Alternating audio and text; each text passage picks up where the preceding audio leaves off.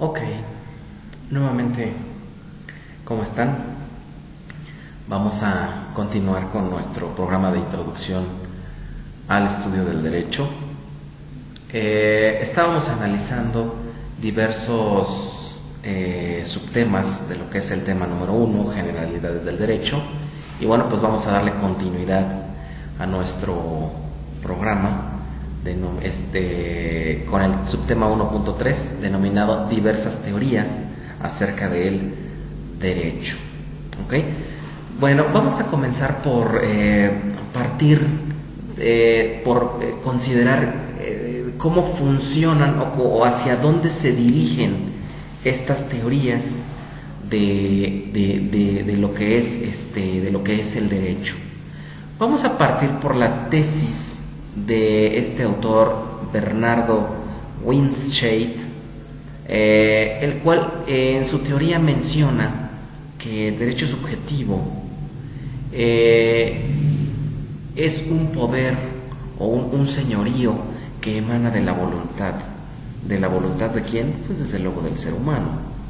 Y que de alguna manera esa voluntad, esa potestad, es reconocido por el propio orden jurídico. Entonces, ¿qué significa esto? Que el punto de partida para que pueda ser, digámoslo así, reconocido el derecho subjetivo que está plasmado dentro de lo que es la norma jurídica, será necesario que haya una potestad, que haya una voluntad a efecto de que pueda ser, digámoslo así, justificado, de que se pueda echar a andar, vamoslo así, la propia norma jurídica. Esa es la principal intención.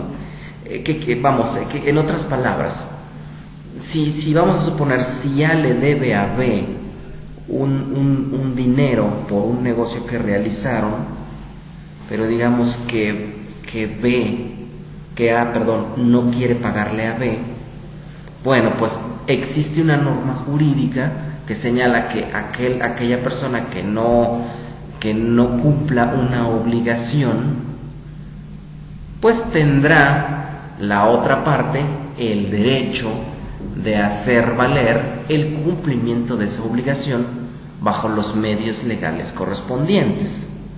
Luego, entonces, ¿qué significa esto? Que si B no obliga bajo los medios correspondientes, los medios legales correspondientes, a que le pague la cantidad que le debe, pues simple y sencillamente el derecho subjetivo o la propia norma jurídica jamás va a entrar en acción. Y esta circunstancia nos conlleva a que el derecho subjetivo, que es la norma en sí, no puede ser cumplimentada si no hay esa voluntad de querer hacer valer la norma jurídica. Ese es el aspecto que conlleva esta teoría de Bernardo Winscheid en cuanto a lo que se refiere al derecho subjetivo. Por eso señala que la norma es o depende de la potestad, de la voluntad de la persona, y que de alguna manera esa voluntad es reconocida por el orden jurídico. ¿Por qué reconocido? Porque está implícito dentro de la misma norma jurídica. Norma jurídica que desde luego es vigente. Si la norma jurídica no es vigente, pues simplemente no puede hacer uso de esa potestad, de esa voluntad, a efecto de poder echar a andar la propia norma. Entonces, en eso consiste esa tesis de este autor, que se hace valer en cuanto a la voluntad. ¿Ok? Si no hay voluntad, la norma jurídica no entra en acción. Ahora bien, existe también la tesis de Kelsen. Es otro autor de diversas teorías acerca del derecho.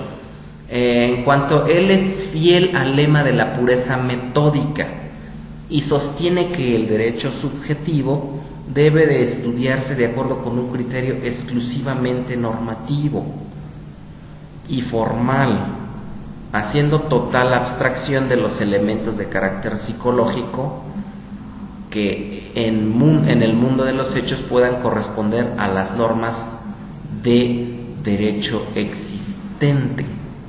Entonces, este autor se inclina más por el aspecto normativo, más por el aspecto del derecho positivo, es decir, la norma está implícita dentro de la ley y será la misma ley la que conlleve o la que tenga, digámoslo así, los pasos a seguir para que pueda ejercerse su potestad de acción, no tanto una voluntad o una potestad de una persona, sino que la misma ley te dice qué hacer en caso de que haya incumplimiento a la misma ley. Por lo tanto, Kelsen ve al derecho subjetivo desde otro punto de vista, desde un punto de vista normativo, desde un punto de vista formal. Esa es la forma en cómo este autor concibe lo que es el derecho subjetivo.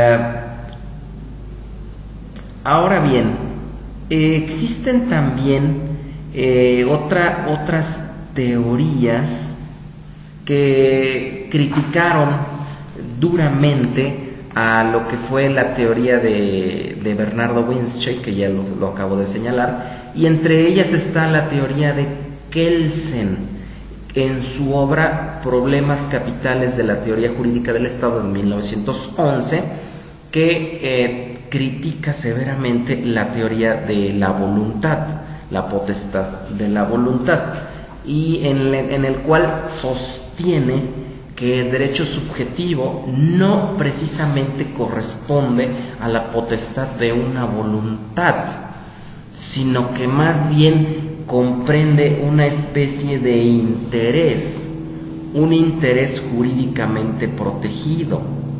Ese es el verdadero espíritu de la norma subjetiva.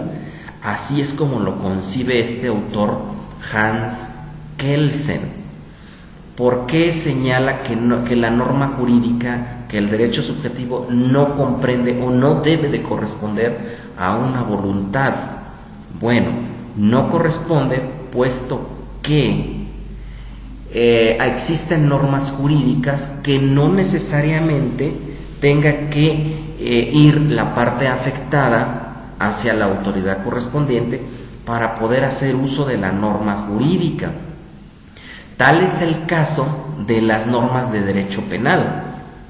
Por ejemplo, existen normas que castigan a los probables responsables y que no necesariamente tenga que presentarse la parte afectada para que pueda hacer uso de la norma jurídica en contra de la persona que es considerada como probable infractor. Esto es, por ejemplo, si alguien roba determinado artículo, pues sabemos que ese es un delito perseguible de oficio, que no hay necesidad de que acuda la parte afectada a denunciar el delito y como consecuencia se sigue el procedimiento hasta meter a la cárcel al probable responsable. Sabemos que el Estado, a través del Ministerio Público, tiene esa potestad de hacer perseguible ese delito hasta dar con el probable responsable. Entonces ahí es donde viene ese choque entre lo que es la teoría de Kelsen y lo que es la teoría de la voluntad.